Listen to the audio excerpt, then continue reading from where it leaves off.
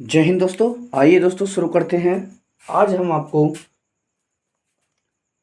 राखी गढ़ी के बारे में बताते हैं, जो कि दोस्तों प्राचीन इतिहास का मोस्ट इम्पोर्टेंट टॉपिक है। तो चलिए देखते हैं राखी गढ़ी। इससे पहले दोस्तों हमने 2 से 3 टॉपिक कंप्लीट करा दिए। राखी गढ़ी के बारे में देखते हैं। तो राखी गढ़ी के उत्खननकर्ता कौन है? तो ये है दोस्तों सुरभान। सुरभान और स्थित कहाँ है दोस्तों? ये हिसार, जो पड़ता है हरियाणा में। नदी कौन सी है? तो दोस्तों ये नदी है घग्गर या सरस्वती नदी के तट। भारत में स्थित सबसे बड़ा सैंधव स्थल है ये। भारत में जो दोस्तों सबसे बड़ा सैंधव स्थल है ये राखी गढ़ी। चलिए इसके बाद बात देखते हैं।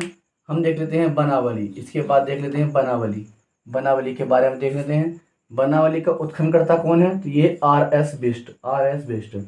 खोज कब की गई थी दोस्तों बनावली की? तो ये की गई थी 1974 में। 1974 में स्थित है दोस्तों। कहाँ स्थित है? फतेहाबाद हरियाणा में। फतेहाबाद हरियाणा में स्थित है दोस्तों बनावली। बनावली। चलिए इसके बाद देख लेते हैं जो साक्ष्य मिले हैं दोस्तों बनावली से। किस किस के साक्ष्य मिले हैं तो देख लेते हैं दोस्तों।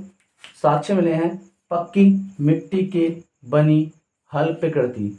पक्की मिट्टी से जो दोस्तों हल्की प्रकृति बनी मिली है। इसके बाद हल्की आकृति के खिलौने मिले हैं। हल्की आकृति के खिलौने मिले हैं कहाँ से? बनावली से। बनावली से।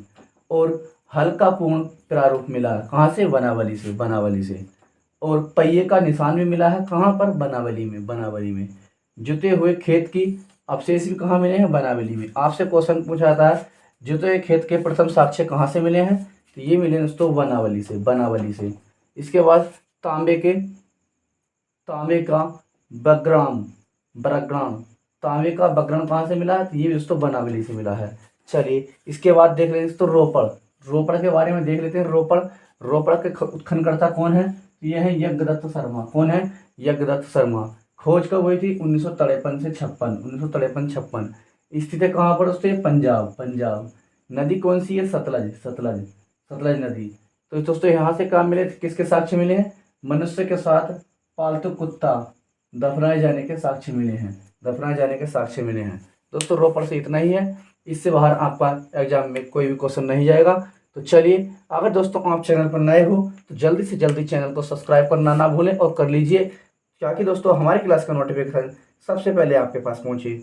तो एक बार और रिपीट कर लेते हैं ताकि दोस्तों आप भूल नहीं सके। चलिए राखी गढ़ी। राखी गढ़ी के बारे में देख लेते हैं। उत्खननकर्ता कौन है? सुरभान। सुरभान। स्थित कहाँ पर है दोस्तों? हिसार, जो पड़ता है हरियाणा में। किस नदी के तट पर स्थित है दोस्तों राखी गढ़ी? यह घग्गर नदी या सरस्वती नदी तट। और भारत में स्थित सबसे बड़ा सैंधव स्थल कहाँ है? राखी गढ़ी में। चलिए इसके बाद देख लेते हैं बनावली। बनावली। उत्खननकर्ता कौन है? R S Bisht. R S Bisht. R S Bisht. खोज कब हुई थी? 1974 में। 1974 में। स्थित कहाँ पर है दोस्तों? ये फतेहाबाद, जो पड़ता है हरियाणा में। फतेहाबाद हरियाणा में। प्रथम साक्ष्य काय के मिले थे? उसके यहाँ साक्ष्य मिले थे बनावली से। पक्की मिट्टी की बनी हल्की प्रकृति, यानी कि तो पक्की मिट्टी से जो हल्की प्रकृति बनी है वो मिली थी कहाँ से? बनावली से। और हल्की आकृति के खिलौने मिले थे। हल्की आकृति के खिलौने कहाँ से मिले थे? बनावली से। हल्का पूर्ण प्रारूप मिला था। हल्का पूर्ण प्रारूप दोस्तों कहाँ से मिला? बनावली से। पहिए का निशान कहाँ से मिला था? बनावली से। बनावली से। जुते हुए खेत के अवशेष कहाँ से मिले? बनावली से।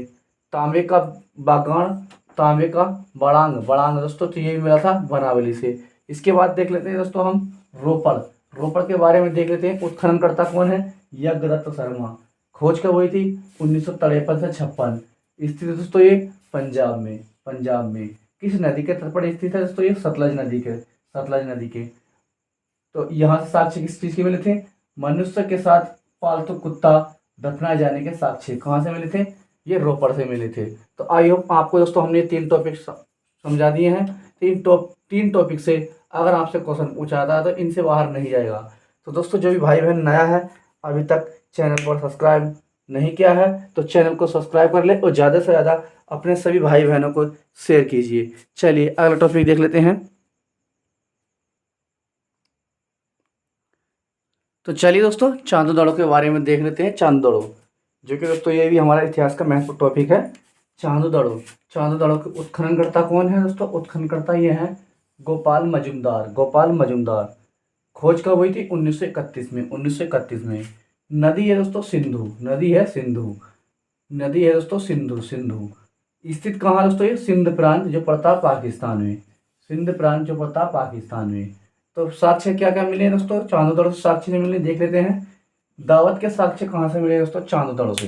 जो दावत होती है दोस्तों उसके साक्ष्य कहाँ से मिले हैं? तो ये दोस्तों चांदोदड़ो से मिले हैं, चांदोदड़ो से। मनका बनाने का कारखाना कहाँ से मिलता है? मनका बनाने का कारखाना दोस्तों ये भी चांदोदड़ो से मिलता है, चांदोदड़ो से। अलंकृत हाथी ये कहाँ से मिलता है? चांदोदड़ो से, चांदोदड़ो से। लिपस्टिक का साक्ष्य कहाँ से मिलता है? चांदोदड़ो से। जो दोस्तों महिलाएं लिपस्टिक लगाती हैं तो कहाँ से मिलता है इसका साक्ष्य? तो ये भी दोस्तों चांदोदड़ो से मिलता है, चांदोदड़ो से। मोर की आकृति से मिट्टी के बर्तन बने, मोर की जो आकृति है दोस्तों, मोर की आकृति से मिट्टी के बर्तन बने कहाँ से मिलते हैं? ये भी दोस्तों चांदोदड़ो से मिलते हैं, चांदोदड़ो से।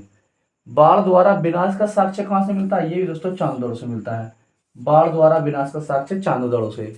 सीप के आभूषण बनाने का कारखाना कहाँ मिलता है? जो सीप होती है, सीप के आभूषण बनाने का कारखाना कहाँ से मिलता है? चांदोदड़ो से।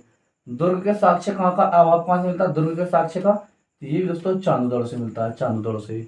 एक कुत्ते द्वारा बिल्ली का पीछा करते हुए पद चिन्ह कहाँ से मिलता है दोस्तों? चांदोदड़ो से। एक कुत्ते द्वारा बिल्ली का पीछा करता हुए पद चिन्ह ये दोस्तों चांदोदड़ो से मिलता है। आई होप आपको समझ में आ गया होगा। तो चलिए एक बार रिपीट और कर लेते हैं ताकि दोस्तों आप कभी नहीं भूल पाएं। तो चलिए देख लेते हैं, चांदोदड़ो के बारे में देख रहे हैं दोस्तों। चांदोदड़ो के तो उत्खननकर्ता कौन है? तो यह है गोपाल मजूमदार, गोपाल मजूमदार। खोज कब हुई थी? 1931 में। नदी है दोस्तों सिंधु।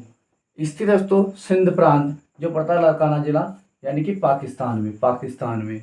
साक्ष्य क्या मिलते हैं दोस्तों? साक्ष्य जो मिलते हैं दोस्तों चांदोदड़ो से।